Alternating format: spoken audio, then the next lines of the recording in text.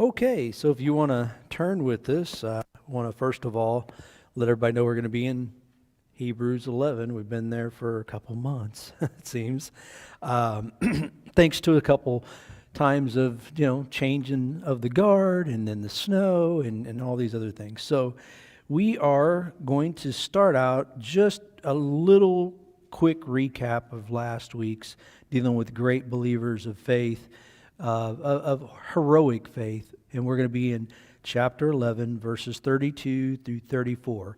I do want to again welcome those that are joining us online. It's great that you can do that, and there we go, I lost myself. We're going to continue to invite you to join with us on Wednesday nights and Sundays too. If you can't make it in person, we would love to keep casting the message to you through Facebook or YouTube Live as well. And so we're going to go ahead and get started here in just a second. I do want to say one thing. I love the gifts that are given to folks, especially in the arena of music. And I think Mrs. Karen has a wonderful gift in playing the piano. And yesterday I had the pleasure of doing a funeral for a guy that I used to work for on the police department, and he is a God-fearing man, and so is his wife, and his wife passed away, and she was an absolute sweetheart. Her name is Janet, and they had a childhood friend, and they have a really neat story. They both grew up out in South Kansas City, and I'm kind of a Southlander myself. I grew up in Northeast, and so when you say Southland, that means on the other side of the river, for those of you that don't know.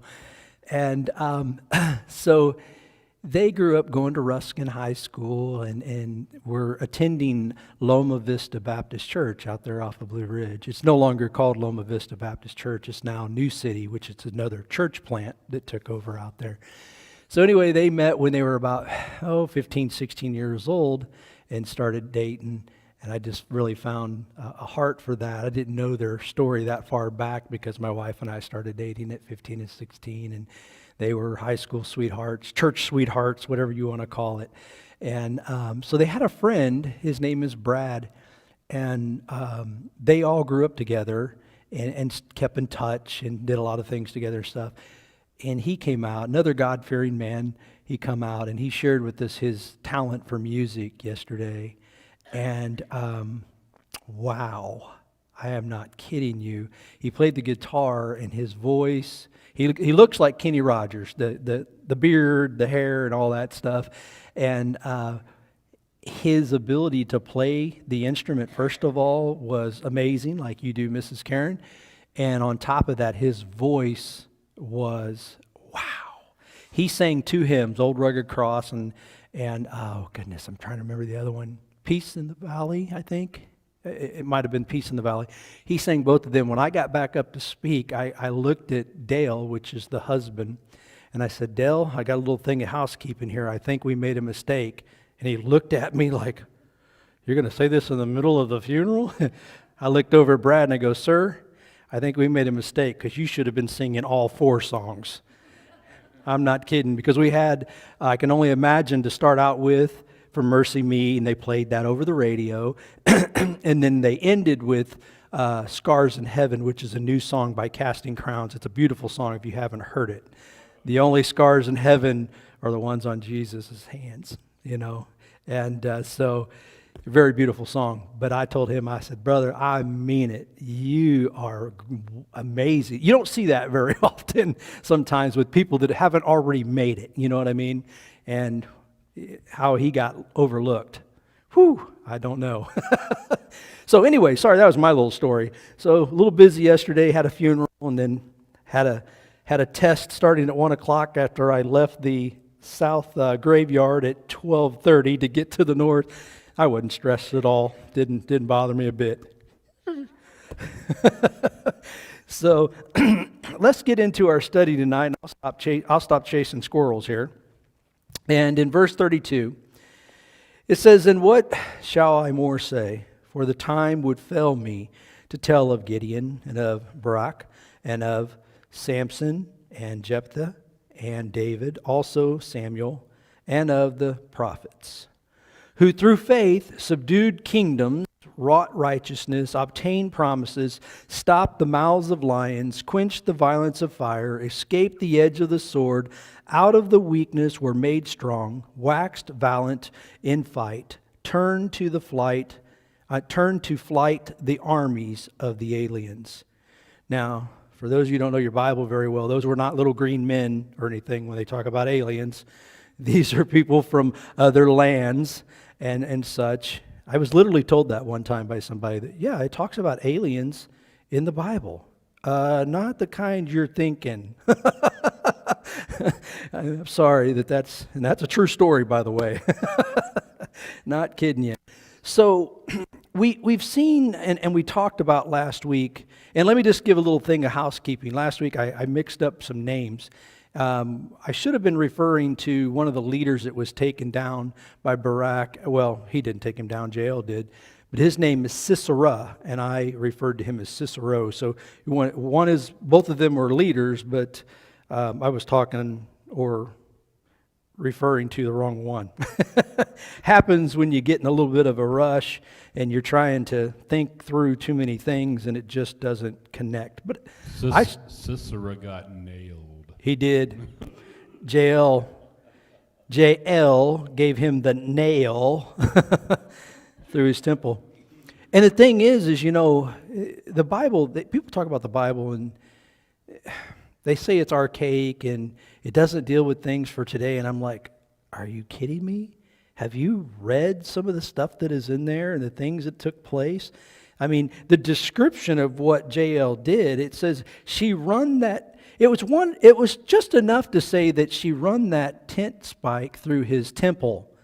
But you know what? It doesn't stop there. It says she ran it through his temple and into the ground. Huh? I mean, she pitched a tent with his forehead.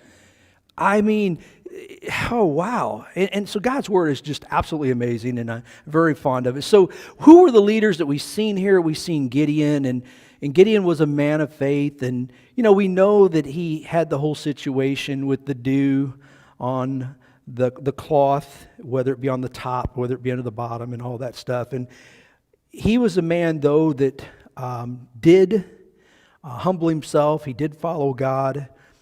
He was given assurance by God of what he needed to do, and God tested him, and he came through. He really did. The point is this, I mean, Gideon was an outstanding leader and a man of faith, and that is why he is in the heroes of faith, the hall of faith, okay? The hall of fame of faith. So he's this one that is obviously going to lead 300 men in a battle that really never turned out to be a battle. That's always kind of interesting to think. You know, they got up there, they flanked over this valley, and they have these horns, and they have these pots, and they have these torches, and then all of a sudden, they blow the horns, they break the pots, and all the people that are inside those tents, they run outside, they think they're fighting the enemy, and they're fighting each other. Oh, wow. God just handed them over. They didn't even make a sweat on their brow. I mean, I really can't say that for sure because I don't know how hard it would be to blow the horns they had. Let's just be really honest. You know, Pastor, you play a horn. It might make you break a little sweat once in a while trying to get that to play just right. So maybe they did break a sweat, but that was as far as it went. So then you have Barak, and we talked about that just a smidge. He was a little hesitant at first about going ahead against Sisera and the army of basically the Canaanites. He was a little hesitant, and he says, well, you know, Deborah, if you'll go with me, you know, I'll go. You know, we all fall short, don't we? We all got a little lapse in faith once in a while, but still, he's in the heroes of faith. Imagine that. I find that very interesting. And of course, God did deliver Sisera over to them by the hands of Jael, a woman. And it's interesting. I'm sure there's something more there that I'm missing. But Barak had to have a woman go with him as well.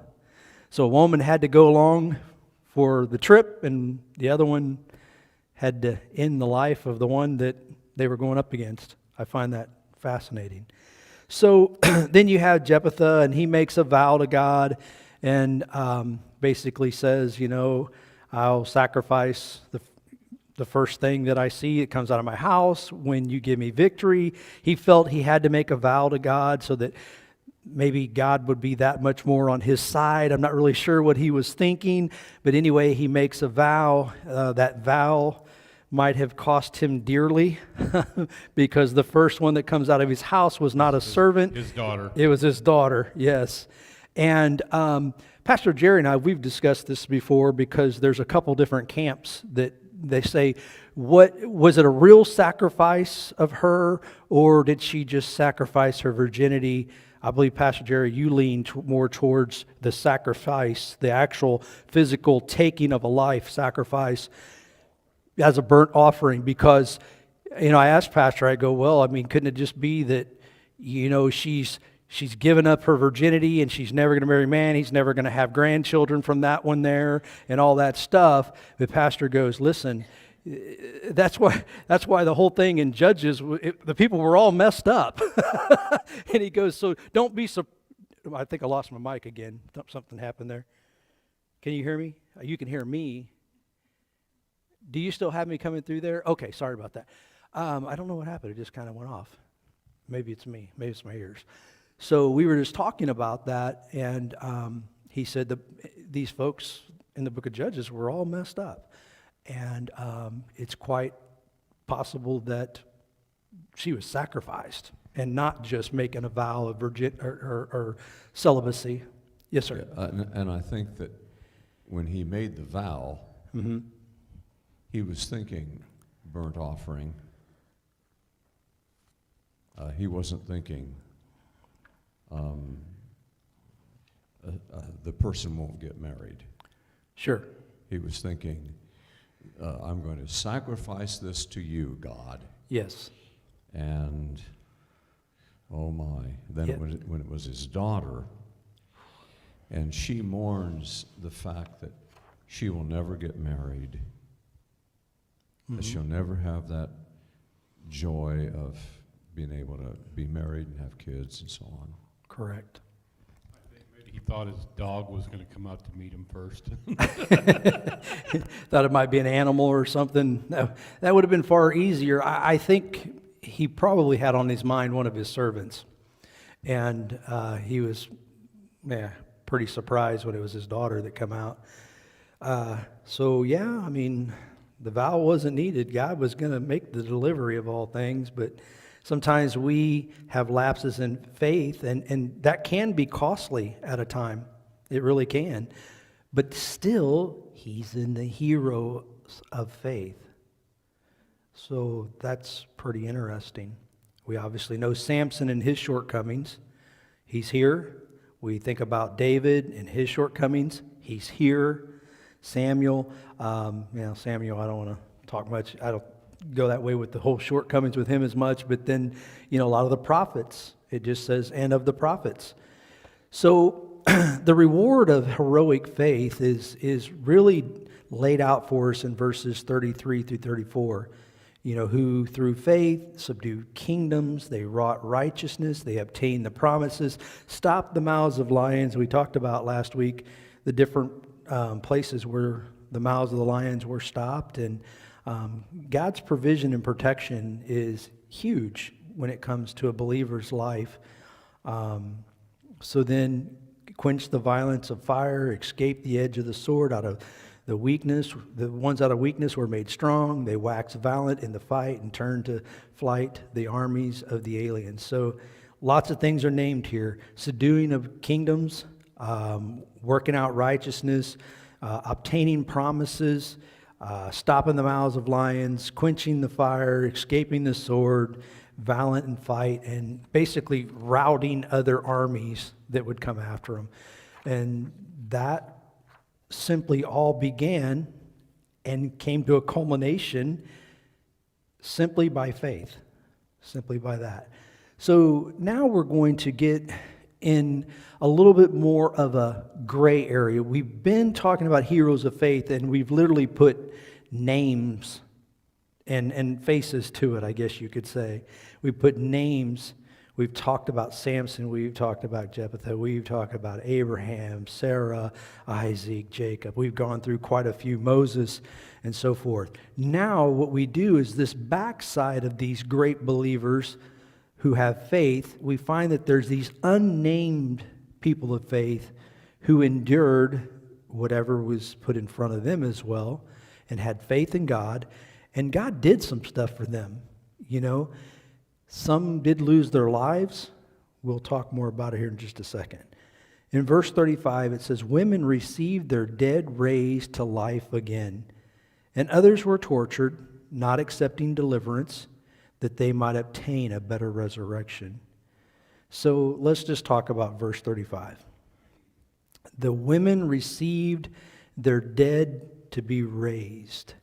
Could someone look up 1 Kings 17? Preferably somebody that can pass a mic to somebody if you're going to read it for me, because I didn't bring mine up here.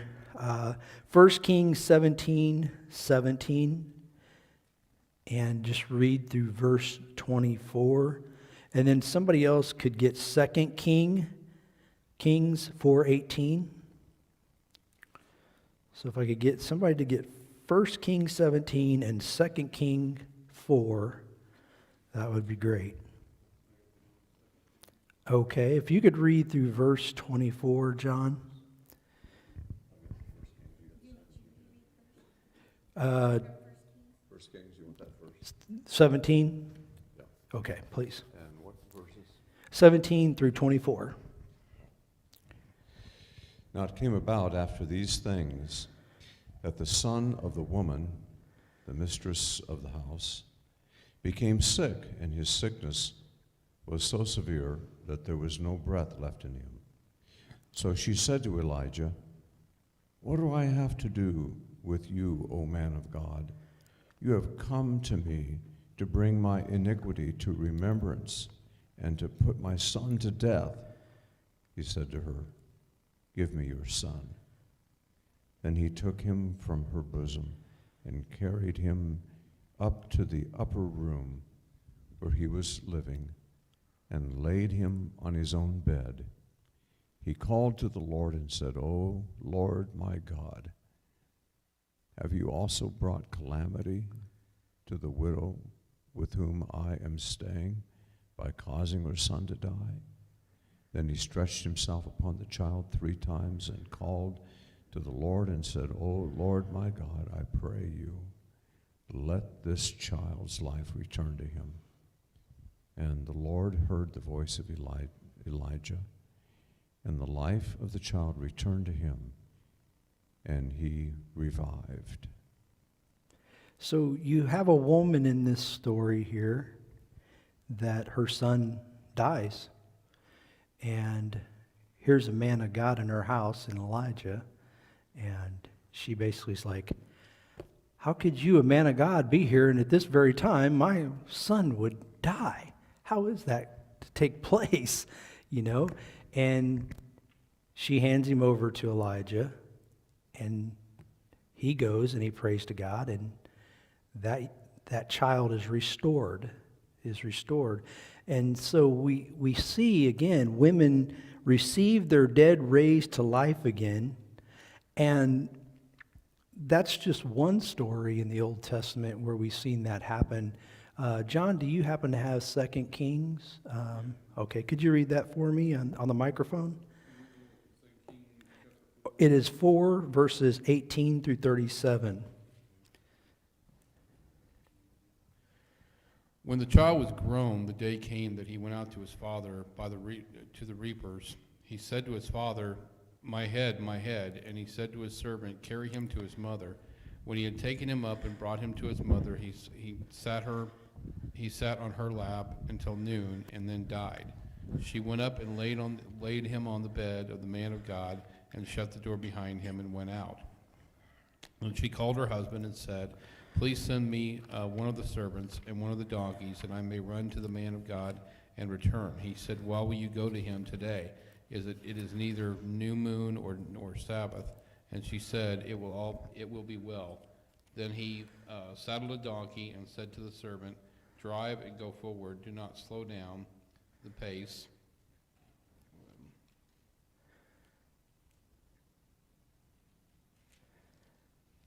Do not slow down the pace for me unless I tell you. So she went and came to the man of God to Mount Carmel. When the man of God saw her at a distance, he said to Gehazi, his servant, behold, there is the Shunammite. Please run now, meet her, and say to her, is it well with you? Is it well with your husband? Is it well with the child? And she answered, it is well. When she came to the man of God to the hills, she caught hold of his feet, and Gehazi came near to push her away. But the man of God said, let her alone, for her soul is troubled within her, and the Lord has hidden it from me and has not told me. And then she said, did I ask for a son from my Lord? Did I not say, do not receive me, or do not deceive me? Then he said to Gehazi, gird up your loins, and take my staff in your hand, and go your way. If you meet any man, do not salute him, or if anyone salutes you, do not answer him. Lay my staff on the lad's face. The mother of the lad said, as the Lord lives, and as you yourself live, I will not leave you. And he arose and followed her. Then Gehazi passed on before them, and laid the staff on the lad's face, but there was no sound of response. So he returned to meet him and told him, the lad has not awakened. When Elijah came into the house, behold, the lad was dead and laid on his bed. So he entered and shut the door, and he went up and prayed to the Lord. And he went up and lay on the child, and put his mouth on his mouth, and his eyes and his hands on his hands. And he stretched himself on him, and the flesh of the child became warm.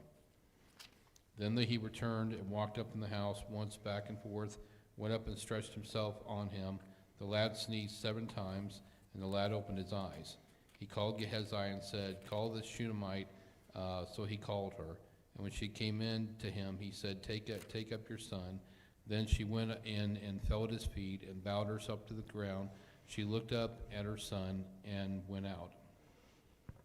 So you see in the Old Testament, there were 2 women that had children that had passed. And Elijah was one and Elisha was the other. And the one with Elisha is very interesting. He lays on him face to face. You think, is he doing CPR? What is he doing? But he lays on him, and the child begins to get the body heat back. And that means that there's a pumping heart because blood is now flowing and the body temperature is rising. And he's as he's coming to, he sneezes 7 times. Man, that's got to be like the perfect sneeze. 7 times. It was a complete sneeze, that's for sure. That's nothing to sneeze at, I'm telling you, if you just spend more time with it. But so in the Old Testament, you had these things that were taking place where there were people that were raised from the dead. And it says these women received their dead raised to life. Why? Because they had faith. Doesn't mean that their faith was like this mountain-moving faith. We don't have any indication of that. We just have people who had faith in God that He could do something about their situation. I love the many miracles that Jesus did. I mean, we can read in the New Testament, about Matthew chapter 9. And, you can read through verses 18 through 34, and it says, while he was saying these things to them, synagogue officials came and bowed down before him and said, my daughter has just died, but come and lay your hand on her, and she will live. That person showed up. That is like the purest and most honest example of faith. That he came to Jesus and said, I know that if you do this, this child will be healed. So this faith. And Jesus got up and began to follow him, and so did the disciples. And a woman who had been suffering from hemorrhaging for 12 years came up behind him and touched the fringe of his garment. And what happens? She's healed. And so when Jesus comes into the official's house and saw the flute players and the crowd in a noisy disorder, he said, leave. Okay, so the funeral's over. we're gonna end the funeral now. All you professional mourners, hit the road, Jack. And so they began laughing at him. But when the crowd had been sent out, he entered and he took her by her hand, and the girl got up.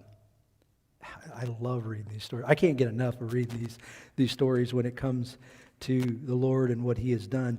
You know, we've spent some time in Luke. I lost my mic. Oh, there it goes again. We spent some time in the book of Luke, and we'll be spending some more time there because we've still got a few more chapters to get through. But in Luke 7:11, it says, "Soon afterwards he went to a city that's called Nain, and his disciples were going along with him, accompanied by a large crowd. Now as he approached the gate of the city, a dead man was being carried out, the only son of his mother. And she was a widow, and a sizable crowd from the city was with her." Again, this mourning, this parade of a funeral. And it says, "When the Lord saw her, he felt compassion for her, and he said to her, 'Do not weep.'" You know, that's great. You think about John 11:25, where it says he wept. Jesus, is it 35 or 25? 35, okay. I got in the ballpark. So, you know, Jesus had compassion on people. And he says, "Don't weep." And he came up and he touched the coffin, and the bearers came to a halt. And he said, "Young man, I say to you, arise." The dead man sat up and began to speak, and Jesus gave him back to his mother. Fear gripped them all, and they began glorifying God, saying, "A great prophet has arisen among us, and God has visited his people." Again, the faith that is had and the things that we see. Think about Lazarus, okay? Another one that was raised from the dead. And for two women, Mary and Martha, right?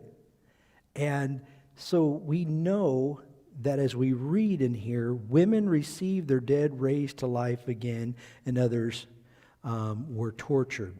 Now, what we can surmise from this is that we know that there are other people in the Bible, there are people today who were people of faith, and yet they still had their loved one who they wanted healed still pass away and die. We see that in the church more often than we would like to talk about. Somebody who is a great brother or sister in Christ, they're sick, and we pray that God would heal them. And we have faith, but they go home anyway. We as Christians should know that one way or another they're getting healed. That's the way to kind of just catch it all for everything that you got going on with that situation. Well, I find that sometimes God can teach us more about himself and can strengthen us more sometimes when the actual death does occur. Because it's in those moments when we have lost somebody that we really have to lean upon the Lord for strength to get through it. And God has compassion on us. And in the same breath, I can say that we learn so much, even though we got to walk through that terrible loss of a loved one. I can tell you that yesterday when I was sharing at this funeral, and when I got the news, when I was asked to do the funeral, Pastor, I don't know how you feel about that, but there's been times when I've been asked to do people's funerals, and I go, oh, it almost felt like a burden because you're dealing with a lost person. You're going to go and share the gospel, but to share the gospel and have a true celebration of life of somebody who is a believer, I really enjoy that a whole lot better because it's a celebration of life. It truly is. Very few people yesterday, out of probably 100 folks, very few people even whimpered. Not because they were callous and cold, it's because they had no reason to mourn as one who had no hope. They knew in their heart of hearts where she is at, without a doubt. It was, I know you've had those. Some of them, you walk away from those funerals and you go, it was a funeral. That was just the best time. I mean, that sounds really strange to say, that you had just the best time at a celebration of life. But I really did, because there was such hope in the room, and it wasn't goodbye, it was see you later. It really was that. And I can recall two of the people that got up and spoke about her. One being her grandson, speaking with his brothers and sisters there, telling about his time with Grandma. And probably 15 years old. And he's telling very, very touching, deep moments with Grandma. But he barely whimpered because he had such joy to have spent the time with her and talking about her love and how much she taught him about Jesus, his Lord and Savior. He made that very clear. It was wonderful. And then her son, Jacob, gets up. And Jacob, this big bad police officer, he whimpered more than everybody put together. But he's a believer, and what I mean is that he's losing his physical presence of his mother. And I am sure that is tough. I'm very sure that is tough. But the word shared by him and the reassurance of who his mom was and her love for everybody and how everybody seen Jesus in her when she shared her life, it was so encouraging. It was so encouraging. And you say to yourself, why didn't God just heal her? She's such a light to the world. Do you realize the light she was and how her legacy will live on in those kids, in those people that were there, in myself, to be able to share that with somebody, to say the difference? I told them yesterday, I go, listen, I've only done this twice. I've done several funerals, but I've only shared Proverbs 31 at 2 funerals and could really say that I knew that woman to be a Proverbs 31 woman. You know what I mean? I don't just share that for anybody. But this was who she was. Why didn't God heal her? She could have been so much more. These are people that are going down to Gulf Shores in Alabama and sharing the gospel at RV camps for the last 10 years after both her husband and her had retired. That's how they spent their summers, on mission at an RV camp. Well, I mean, it's really tough business down there in Gulf Shores, Alabama. I mean, next to the ocean. Oh my gosh, it's just such a terrible place to be. No, I mean, the thing is they were on mission for Jesus. And people from that camp traveled from Alabama to be here yesterday who've only known them for 10 years. That's the difference.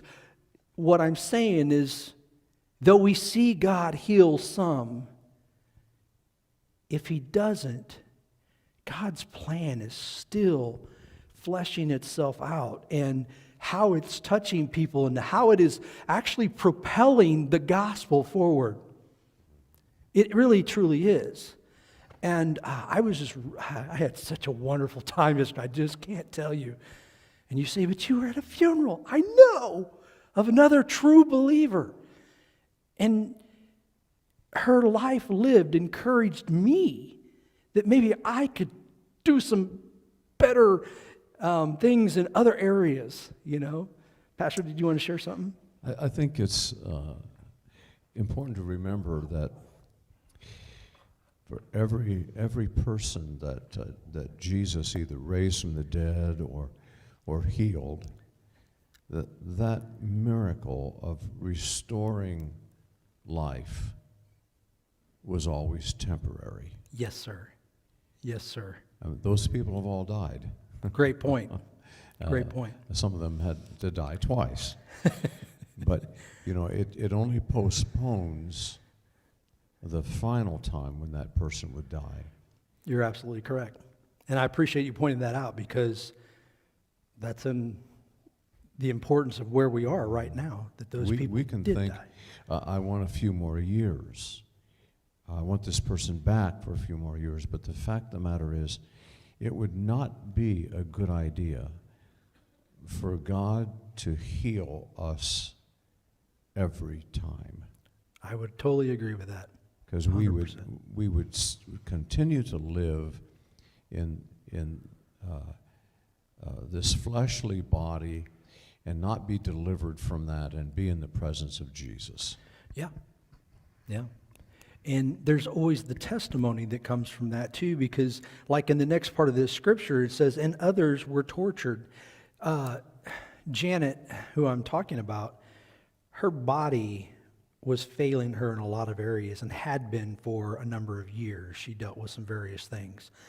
And it would be like somebody having MS or something along those lines, and the pain that goes with that.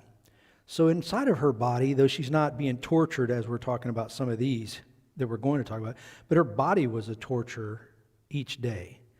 And you say, why didn't God heal that?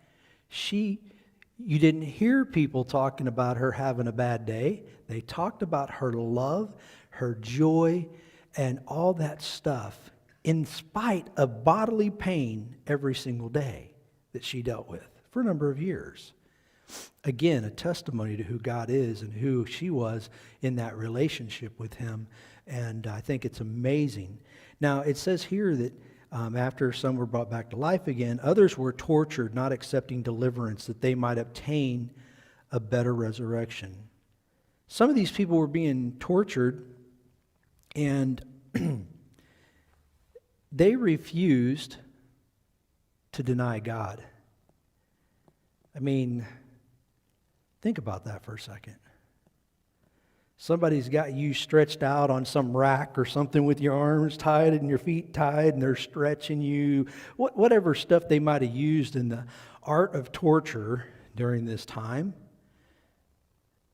They were asked to deny the Lord, and they wouldn't. It says that they would not accept that deliverance of saying, okay, I reject the Lord now, let me go. They wouldn't accept that. And it was because it says that they might obtain a better resurrection. Just the reward of being faithful. Just being faithful. In the face of evil, being faithful. I think we've talked about this before, but like the Coptic Christians that were over there overseas, with being captive with the Muslims that had them and continued to practice the cutting of the throat. And then one day they actually did that. They did it live and they put it out to show the whole world. And we saw that grotesque situation. But those were people that, I don't know how many times they had rehearsed that. But at each rehearsal, they're still there, refusing to renounce the Lord. Refusing. You would think at some point somebody say, okay, I'm just really tired of this. I'm going to just go ahead and do it. Oh, Lord, I'll just ask for forgiveness later. No, these folks, they stood the test and they endured and subsequently probably most likely lost their lives. Verse 36, it says, others had trials of cruel mockings and scourgings, yea, moreover, of the bonds and imprisonment. I don't like to be mocked. I don't like to be made fun of. But I sure don't like being beat. I don't want to be imprisoned. I don't want to be stuck in a cell with myself. Oh, goodness gracious. I would go crazy. Myself in solitude. I don't think I can handle it. I'm too much of a chatterbox. I would be claiming insanity within probably a week. So there were these folks that were insulted, they were treated bad, they were cursed. Some of them were beaten with rods. They were beaten with whips, cords of leather straps. Sometimes they might have bones tied to them. It's probably some of the same instruments that were used on Jesus. Some of these folks were tortured with. Some of them were beaten until they died. And that's just, I don't know, hard to imagine. I don't think any of us want to go through that. But sometimes we really got to sit down and put it in perspective that it's a small price to pay to be with Jesus for all that he did for us. I hear folks talk about, the book of Revelation, and they argue about whether there's a rapture, whether there's a mid-trib or whatever situation, or would you go all the way through the tribulation as a believer, like us, Oh, he's not going to rapture the church out. We're just going to go all the way through, and at the end, Jesus comes back. Listen, I don't need to argue with them. I believe, I'm a dispensationalist, I believe in a rapture. I believe in a pre-trib rapture. But the thing about it is if I'm wrong, it's just a small price to pay to walk through that time and still be with Jesus when it's all over. There are people that are martyred today, and we're not even in the time of tribulation. There are people losing their life for the sake of Jesus Christ. I would probably safely say daily. There really is a true deal. So people are standing for their faith. They suffer because of it, and they refuse to deny the Lord. And I think there's a glorious hope that they have that keeps them ticking, keeps them going. And so in verse 37 it says, "And some were stoned, they were sawn asunder, were tempted, were slain with the sword. They wandered about in sheepskins and goatskins, being destitute, afflicted, and tormented." Wow. Some of these folks were martyred by stoning. Now, I don't know if you've ever seen some of this, but they still do some stoning today. In the Middle East, it's not uncommon to be stoned, especially for things of like adultery or homosexuality. Well, yeah, Christianity, but I'm just saying folks that don't even profess Christianity, that could be their plight. And there are times when they bury them to, down to their hips or up to their hips or maybe up to their neck, and then they throw stones until that person has been bludgeoned to death by those stones. It's pretty horrific to think. It's inhumane as far as I'm concerned. What a terrible way to go. Because a lot of times they're maimed for quite a while until that one final blow actually does them in. That's pretty horrendous to think. But, then there were those that were done in ways where they became destitute because they lost their belongings. They were put on the run and stripped of their clothing. They had to run around in sheepskins, goatskins, everything possible that could be done to them because of the profession of their faith in the Lord was going to be something that became a mockery for their life, an opportunity to take away any, any material items that they have, any things that they've achieved in this life, all taken away.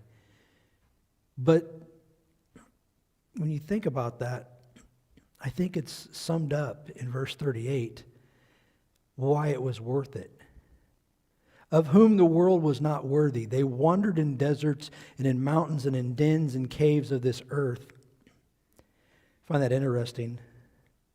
It says that the world was not worthy of these precious people that went through those things. That says a lot to me. These believers who honored and worshiped God and were stripped of all these things, the world was not worthy of one of these single dear believers. That's good stuff. It says in verse 39, "And all these things, having obtained a good report through faith, received not the promise. There were some that died without ever seeing the promised seed, Jesus Christ." See, we're on the backside of that. But there were these other people that had faith before Jesus ever walked the earth. And they had faith. Some of them didn't get to see the promised land physically. But boy, they're seeing it now. But they did not get to see the promised seed. We are very blessed as believers to have seen Jesus Christ, our Messiah. And it says, "God having provided some better thing for us, and that they without us should not be made perfect." The promised seed of the Messiah and the promised land is there for anybody who places their faith in all that Jesus has done and nothing that we can do. And we'll go ahead and call that a timeout for the chapter 11 of Hebrews. And we will come back in chapter 12 next week. And I think that we will start seeing information about Christians and the great race we are to run and such. Thank you all again for joining us online, and thank you for those who are present. And we'll see you next week, same bat time, same back channel for those of you who are online. And we will be back in Hebrews chapter 12. I like Romans, so nothing wrong with that. But good night to you.